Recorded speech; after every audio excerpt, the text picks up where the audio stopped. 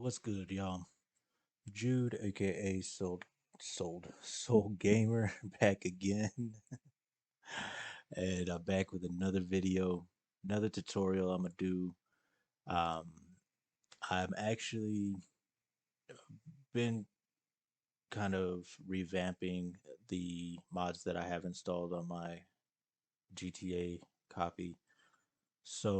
I went in and I removed the majority of my replacement vehicles, and I'm just in the process of re-adding the ones that I really want to help the performance of the game.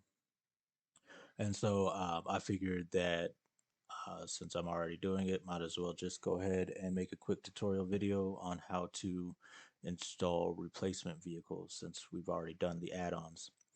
So I already have the vehicle up that I want. It's the 2017 Dodge Challenger Demon. Now, the replacement vehicles basically it's just as it sounds. It's going to replace an in-game vehicle. Um, Basically, whoever creates the vehicle, the creator of the vehicle, they determine typically which vehicle is going to be replaced by default on their end. Um, but you can change file names and things along those lines to determine which vehicle you actually want it to replace. But in this particular situation, this this Challenger is going to replace the Gauntlet, which is basically GTA's version of the Challenger. So I think that's perfect. That's usually what I try to aim for when I'm looking for replacement vehicles. Is I want the real life version, basically, of that vehicle to replace the in-game version. So we're gonna go ahead and get this downloaded here. And I do, as usual, always recommend looking at the description. And again, mod at your own risk. Now, it doesn't look like there's any instructions or anything like that in the description. Also, doesn't have any bugs or anything that are known. So let's go ahead and open up the folder itself. So here in the folder, we have a README file with the path. So, so see, this is going to be the files that it's replacing. Again, the Gauntlet is the in-game version of the Challenger, basically. And then this is the path that we need to follow in order to move these files over. Now we're going to do that through OpenIV. So that's going to be the first step, is launching OpenIV.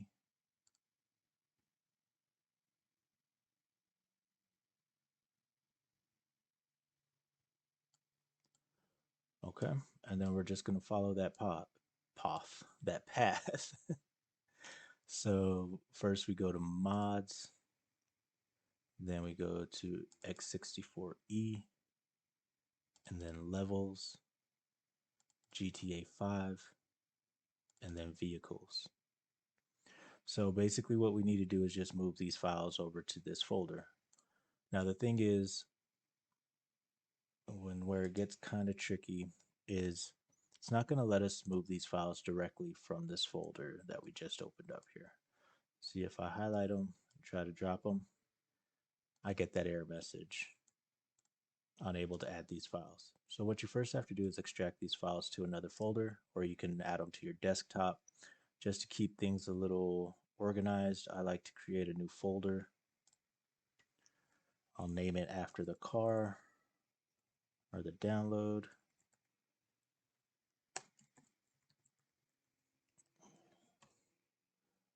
All right. And then I usually just, instead of just doing those files, I'll usually take everything from this folder.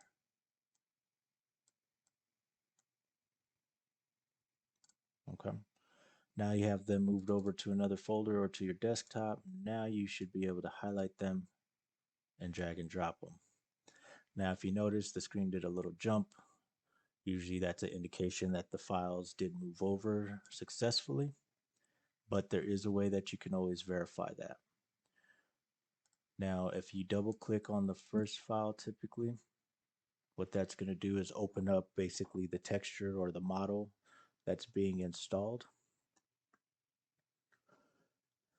So there's the Challenger that we just installed. Um, Now, if we go into the folder that we just moved it to, and we scroll down and we find that same Gauntlet YFT file, which is right here, double click that, and we have the same model, the Dodge Challenger. All right, so that's pretty straightforward. Honestly, this is how the majority of replacement vehicles are installed. But what does change quite frequently is the path where you're moving the files to. I would say that most of them do go to this x64e folder, but there's other ones that will have you add them to like a patch day folder or something along those lines. So you always want to pay close attention to the path and exactly where you're moving it to.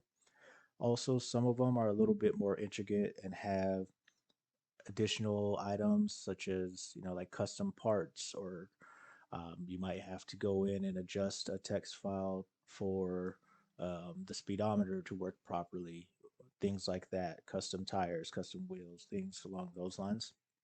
So it's always important to take a closer look and pay close attention to the instructions.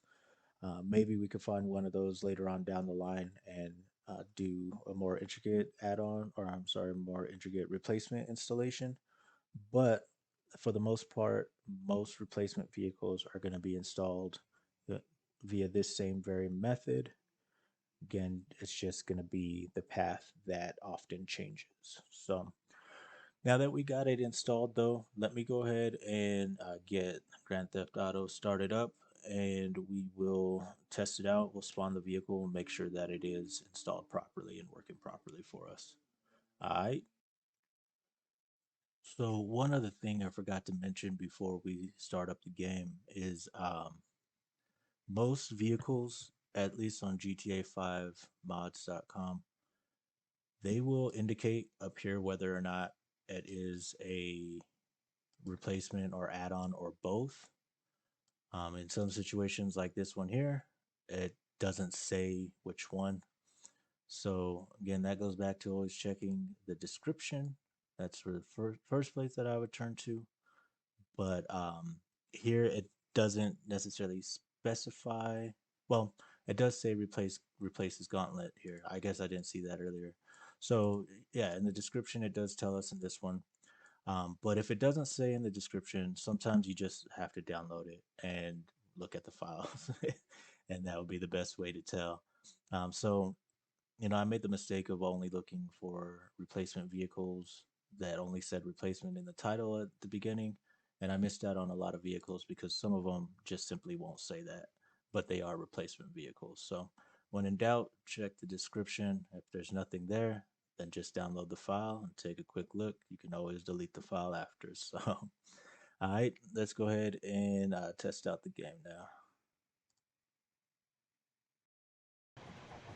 Hi, y'all. So back in the in-game play and back to the strange audio. I'm still working on finding a solution to changing the audio for my in-game play because it sounds like I'm underwater. But anyway, this is gonna have to do in the meantime. So, oh, I need something. What is this? Sleep? Anyway, let's go ahead and spawn the vehicle. Um, so this is going to be a muscle car. It is the Gauntlet right there, Bravado Gauntlet. Okay, so if it worked properly, then it should spawn the Challenger for us, and it did. Ooh, it has a carbon fiber roof too. Nice. All right, we're gonna go get some food real quick, and hopefully we can see some other demons while we're driving around. Confirm that it did in fact replace the vehicle. I mean, honestly, I already know for sure it did because if it didn't replace the vehicle properly, then when we spawned it, it would still be the in-game version of the Gauntlet. So This is definitely a confirmation for us that it did work properly. And I actually like this demon. I don't think I've driven this one before. Now, one thing to keep in mind when it comes to add-on cars, unless like they include additional files for like custom parts and things like that, oftentimes if you try to customize an add-on vehicle, it's gonna look funny. Like the parts aren't gonna fit up because it's gonna be trying to add on, like especially if it comes to body parts, like a body kit or something like that.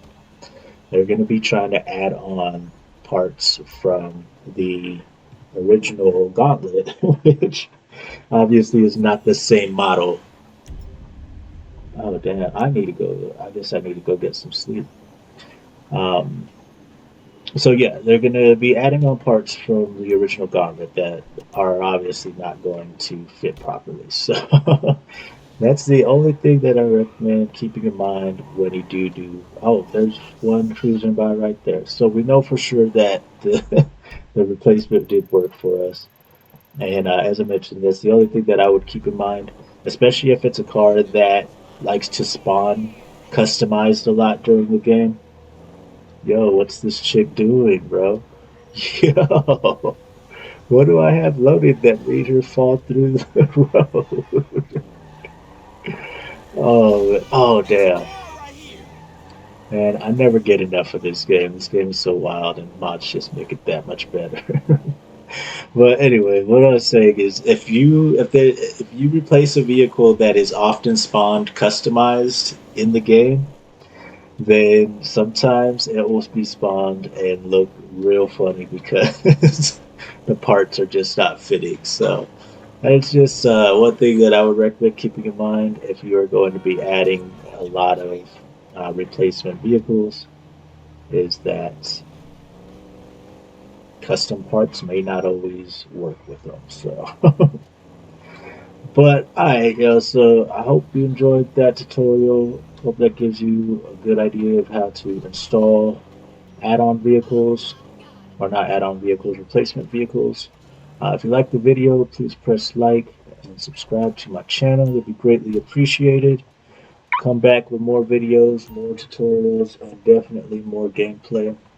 But until I see y'all next time, peace.